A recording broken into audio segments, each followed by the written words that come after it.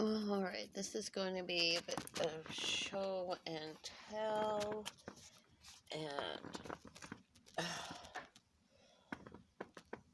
and chit chat. So, the 16th, I got my package in from the lovely Tiana Espel from the UK, and I got this little bag here. So cute. I wish you could really see it. It is a wolf.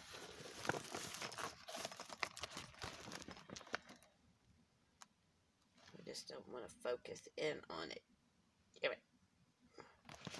And then it has some of my other stuff in it, but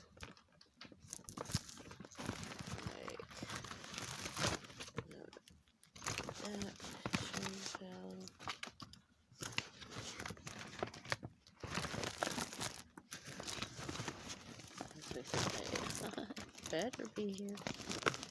Alrighty then. Then I got this. I'll show you what's in here.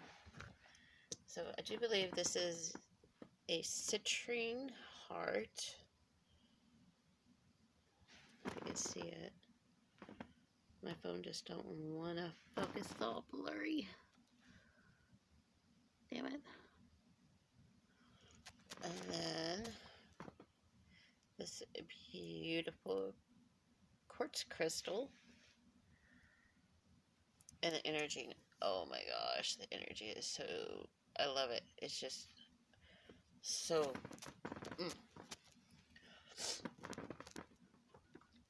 And then I got some incense. I already burned one last night. And all of my beings have just loved it, I'm guessing.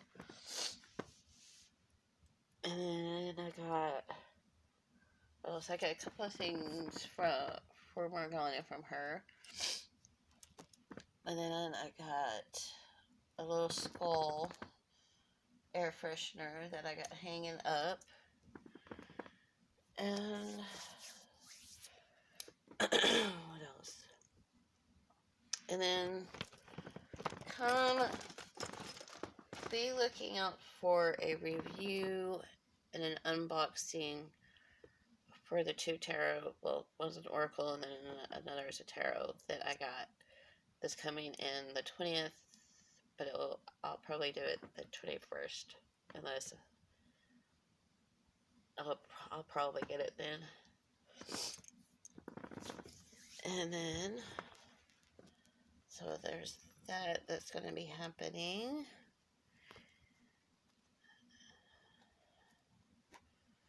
So, I just got off the phone with a part of my pack member. Now, he was the very first part of my pack. He is the one that gave me the name Mama Wolf. So, yeah. And that just stuck with me. And instead of having family, I have a pack. And he was telling me about his dreams. And he was worried it would be TMI. But I told him, I said, look, I am Mama Wolf. I am Mama. You can talk to me. It doesn't matter if it's TMI. I will still listen. And then, so he was telling me about the recurring dreams that he's had. He's told me about some of the weird dreams that he's had of the people that he used to live with and everything. And as he's going along, I'm processing these dreams and I'm analyzing them. And I'm like, okay, there's an underlying issue here. If it's a reoccurring dream, there's something that he needs to deal with. I just got to get him to open up and tell me what's really happened, and And so finally he did. Finally he did. Finally he told me. And I'm like, I'm appalled. Because let me tell you something about this pup. He is so extremely intelligent. And he's such a sweetie. I mean, seriously, he's a sweetheart. And, yeah, he's a little, um, you know, LGBT side, but that's okay because that's what makes him unique to me.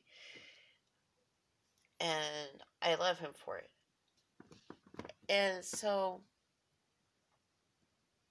to hear that a part of my pack member has gone through physical abuse, mental abuse, and emotional abuse breaks my heart. Because let's face it, there's not many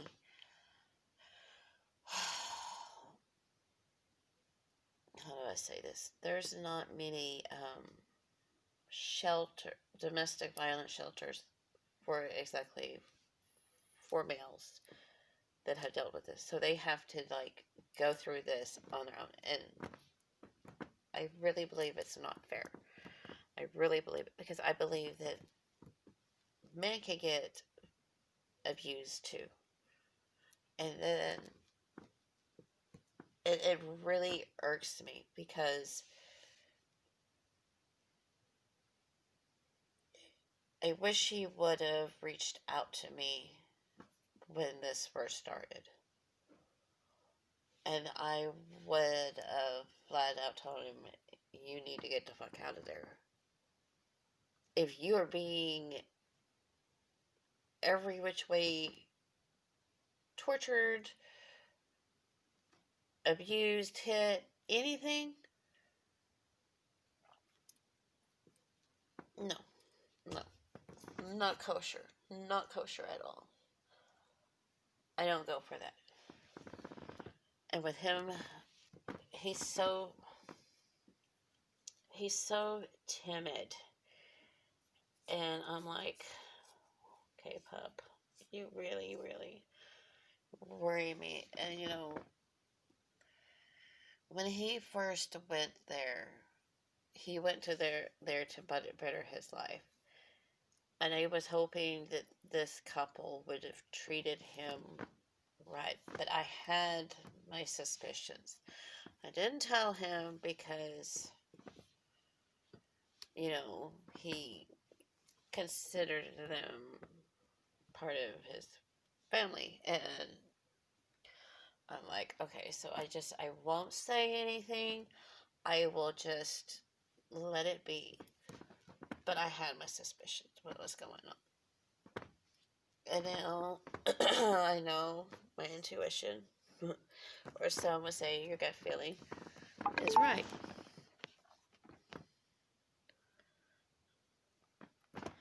So I'm like, and he's telling me that he has scars. And then it wasn't just physical, it was everything. And I'm like, and I'm telling him, I said, okay, this is what your dreams, this is why you're having these reoccurring dreams, because you are suppressing exactly what happened to you. And I'm not saying you have to deal with them personally. It could be as much as just writing down your feelings and not suppressing that. Because I said, Pup, you went through such a traumatic event that you're traumatized. And what it is your subconscious is trying to deal with it. And the more you suppress it, the more these reoccurring dreams are coming into being, and the more they are taking on a more sinister um, aspect of it. Hence the aggression. The aggression is the fact of the verbal. and the emotional and the mental and everything else that went with what had happened to you. And that's your subconscious trying to deal with this traumatic experience that you had. And it's trying to get your attention. So therefore, the only way it knows how to get your attention to deal with this traumatic experience is symbols in your dreams. So, and how one just played out was this guy would take a pill that would make him buff when he really isn't. And to me, that screamed out, okay, this is an illusion. So maybe in waking state, this guy puts on a front, or these people put on a front and make everything seem, oh, peachy king and all this kind of stuff. And they, but when in reality, they are abusive, they are controlling, and therefore that is portraying itself with the little pill that changes the appearance, but in reality, they are just the same. They are just the same. And he just...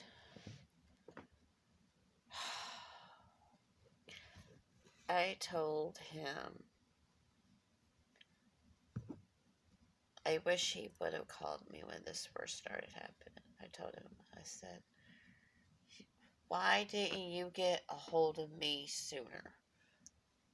I said, pup, it doesn't matter what I'm going through, what's going on in my life, what time it is. If you need to talk, I don't care how crazy it is, you pick up that phone and you get on Messenger and you call me.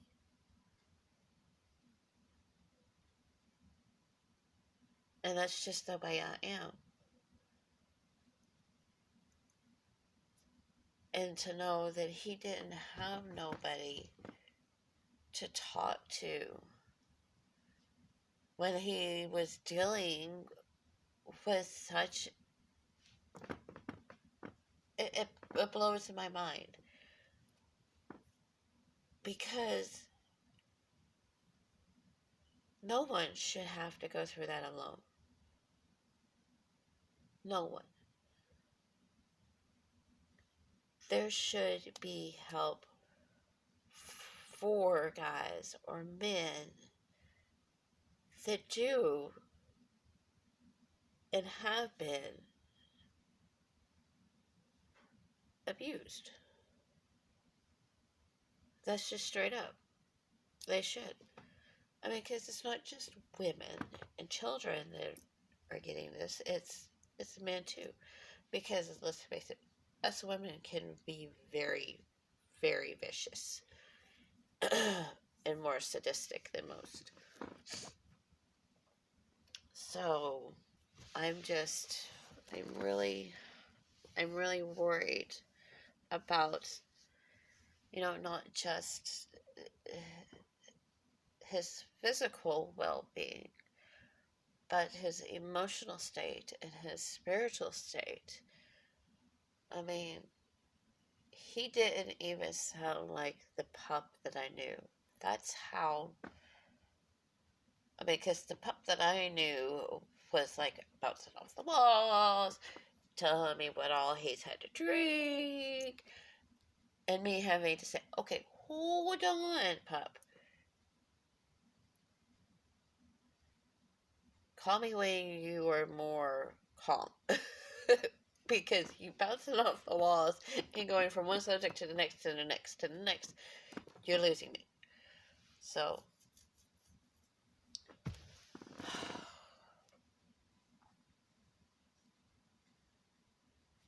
I really, really, really just.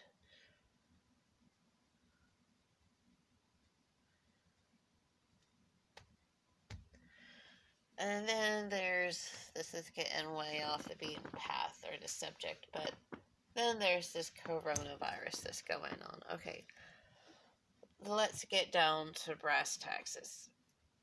This pandemic is like, okay, we have survived the blue blotted plague, we have survived scarlet fever, we have done polo, I mean, you name it, all these pandemic stuff or viruses are like, we survived them.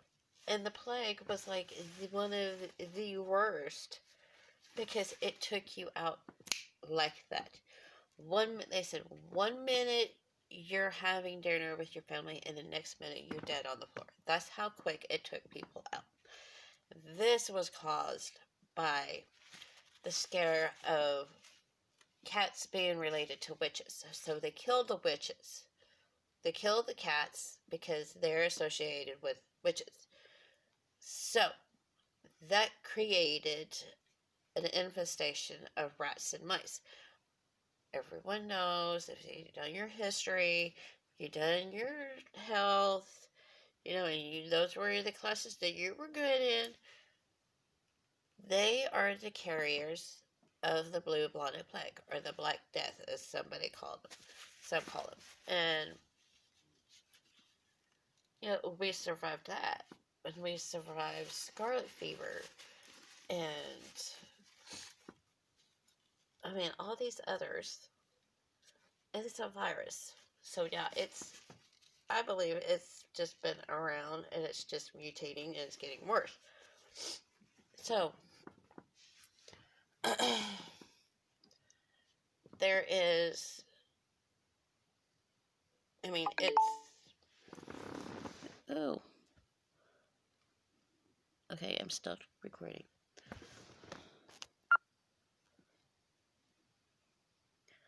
So, it's a big scare, and it's a big deal. But it's affecting people that are like the elderly, that have underlying issues, that don't drink, the fluids that they need to, because it starts out in your throat. The dry cough, the fever, the runny nose. I mean, it acts like the flu. The symptoms are like a flu, but worse. And then, if you're not drinking fluids to flushing it down, and it goes through your stomach, and the acid in there kind of kills it, then it goes into your respiratory system. And that's when it becomes deadly. So, but my boss was talking to me today about what to be expecting and what needs to happen, and she's like, okay, so now we have a whole lot of stuff to do. And I was like, okay, so what do we need to do? She's like, we need to take all the shakers, and we're going to put them in where we do like the ice and stuff, and we're going to sanitize them, and they have to stay there unless somebody asks for them, and then we have to wipe all of them down, and then once the person uses that and they leave, we have to do it all over again. I'm like, holy cow. I said, that's a lot of work, and then now we have to change out the buffet every 30 minutes. So that's like a lot. And let me tell you, it's a lot. Unless you have a big crowd like we did today, But if you don't have a big crowd, that's a lot of pizza and pasta and breadsticks and Cinesticks and everything else going to waste. It's like, pshoo, who cares? So I'm like, oh, lovely, lovely, lovely, lovely. And I just don't know. Do I believe she was talking about, worst case scenario? Them shutting down the buffet. Because that is a hands on. Everyone touches that. And it's like, she's like, if they shut down the buffet, they might as well just shut down the store. And I'm like, well, yeah, because the buffet, other than the deliveries, that's the only thing. But if the whole town is shut down and we're under isolation, I mean, that's like at least 2 weeks of not working. I'm not getting paid.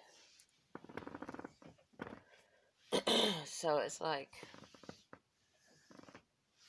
I don't know.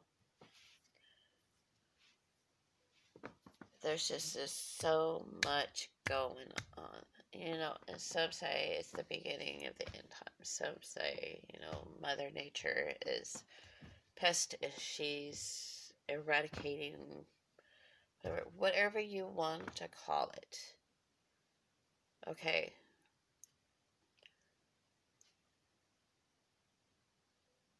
This has been predicted. Not only by a medium, but Nostradamus, I do believe, has predicted this too.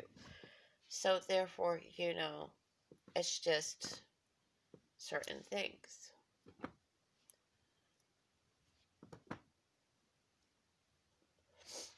And we gotta take precautions at work, and I get that, and it's just crazy. And I really should be in bed, but I can't go to sleep because of this cold that I have. And I'm like, I said, I am so ready for this pandemic, corona, whatever you want to call it, virus, to just play its course. If you're going to shut us down already. Let us deal with it. Whether it's 2 weeks, whether it's 3 weeks, whether it's however long. Shut us down. Quit playing around. Get down to the nitty-gritty and let's just do it. Because that way we can just get it over.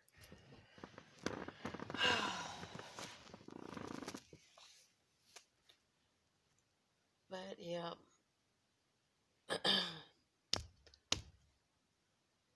So my hours have been cut. Instead of working 5 or 6 hours, I work 4. But tomorrow we have a meeting, and I still feel like crud. If I didn't have to go to a meeting, I would have probably called in and say, look, I'm not going to make it because I don't feel well. But gotta be at that meeting, so I just might as well work. Which means I am going to be dragging back because it's 9 to 10, 10 to 11, 11 to 12, 1 to 2. That's 9 to 10, 10 to 11, 11 to 12, 12 to 1, 1 to 2. That's 6 hours.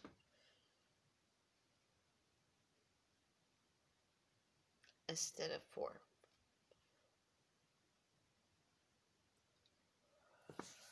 But I am going to get off here, and I will see y'all later. But yes, be looking forward to me being on here either the 20th or the 21st. I'm hoping the 20th because I know that's my day off. And that's if United doesn't call me and say, okay, you could come in for your orientation, and then I'll be like, okay. So, I will see y'all then. Bye.